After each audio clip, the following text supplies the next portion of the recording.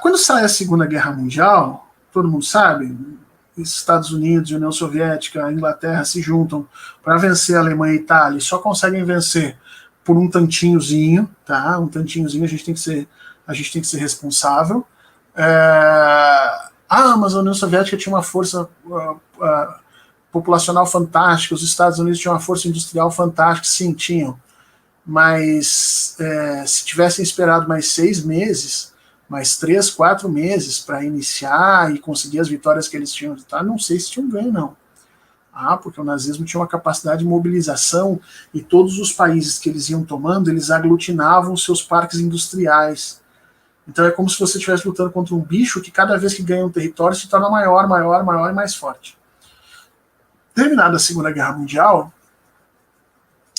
a grande pergunta dos burgueses, né, das pessoas que governavam naquele momento, pelo lado americano e inglês, e do Partido Socialista, do Partido Comunista pelo lado da União Soviética, era como evitar que esse fascismo voltasse a acontecer. E essa era a grande pergunta. Entender aquilo que tinha acontecido, que levou muito tempo para se entender, a bem da verdade, a gente está estudando isso até os dias de hoje, mas as principais obras surgiram ali na década de 60, 70 e começaram a abrir um pouco de sol nessa discussão sobre o fascismo, mas a grande discussão era como evitar isso, como criar uma vacina contra isso. Como criar uma vacina contra o movimento social. Se nós nem entendíamos efetivamente o que era um movimento social. E aí, uma antropóloga, socióloga norte-americana chamada Margaret Mead, ela vai ser responsável por liderar um dos programas de pesquisa mais caros da história dos Estados Unidos, porque os Estados Unidos, o governo norte-americano pagava muito dinheiro para programas de pesquisa na área de humanas, mas eram programas secretos porque obviamente ninguém, né, o governo não queria dizer o que era. Aquilo... Quando era conhecimento na área de engenharia, química, física, matemática, se podia fazer isso abertamente. Então, na imensa maioria das vezes, o dinheiro vai ser pago abertamente, o projeto de pesquisa vai aparecer, desenvolvemos a bomba atômica, desenvolvemos a bomba H. Mas quando eram as pesquisas de cunho social, eram todas escondidas. Tá? Nessas pesquisas, entre a década de 50 e 60, surge, por exemplo, publicidade e propaganda, marketing. Né? A galera começa a tentar entender como é que funciona isso, como é que eu faço para controlar mentes, como é que eu faço para alterar preferências de pessoas, como é que eu me insiro tudo nisso. E dentro dessas inúmeras perguntas que esses programas nos Estados Unidos foram convidados a responder, e gente grande recebeu muita grana para isso, e vinha essa pergunta de como tornar a sociedade americana resistente ao fascismo e ao comunismo, que naquela altura era entendido, as duas coisas eram entendidas como iguais. As duas partiam de movimentos sociais, as duas tentavam transformar a realidade burguesa, as duas tomavam o poder, as duas eram contra efetivamente o capital, e, portanto, para os olhos burgueses, elas eram efetivamente iguais.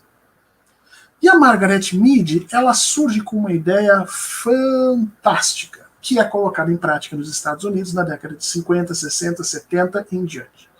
A Margaret Mead diz, para a gente conseguir se tornar imune ao fascismo e ao comunismo, nós precisamos que as pessoas se juntem a movimentos sociais.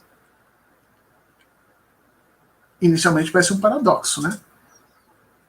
O fascismo e o nazismo são movimentos sociais. Então, para que as pessoas não se unam a esses movimentos sociais, eu preciso que elas construam movimentos sociais. É isso que a Margaret Mead mostra. A Margaret Mead diz, olha, é característica do ser humano essa ideia de se aliar a movimentos sociais.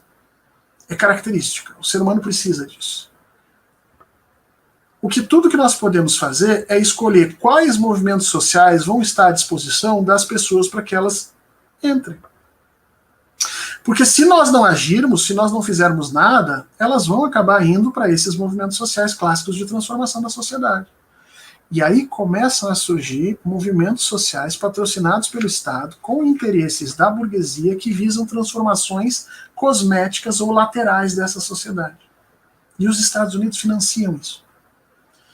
Então, começa a ter os movimentos de bairro, né? Associações de bairro nos Estados Unidos com trabalho voluntário, associações para ajudar crianças com isso, para ajudar animais daquilo, para organizar a fachada de não sei do que, associações cristãs, associações católicas de não sei aonde, e os Estados Unidos começam a incentivar esses movimentos sociais tremendamente, muitas vezes pagando dinheiro, gente. Dinheiro que sai do Departamento de Estado norte-americano da CIA para financiar isso. Os Estados Unidos financiaram alguns dos movimentos sociais mais icônicos que tem nos Estados Unidos, como, por exemplo, os Pantera Negras. Existem células dos Panteras Negras que foram financiadas pela CIA. Aí você vai dizer, mas Fernando, pelo amor de Deus, os Panteras Negras eram contra o governo americano? Sim, mas o governo americano entendia que era melhor ter alguém falando inglês sendo contra o governo americano do que alguém falando russo sendo contra o governo americano. Você percebe que é um controle?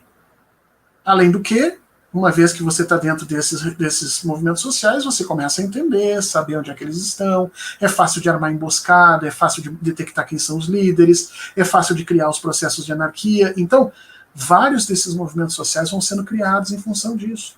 Quer ver um que a maioria de vocês participou e não se deu nem conta? Isso é muito legal quando a gente se dá conta disso, né?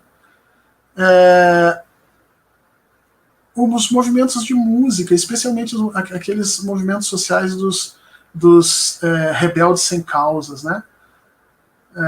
John Travolta, Olivia Newton-John, os embalos, nos tempos da brilhantina, aquele movimento rockabilly de revolta, né? Uma revolta jovem sem nenhum sentido político, com zero tentativa de transformação, que no Brasil vai criar o movimento da Jovem Guarda, né? Isso é um movimento social organizado e pago pelo governo americano, inclusive com investimentos em filmes para que isso viesse a acontecer.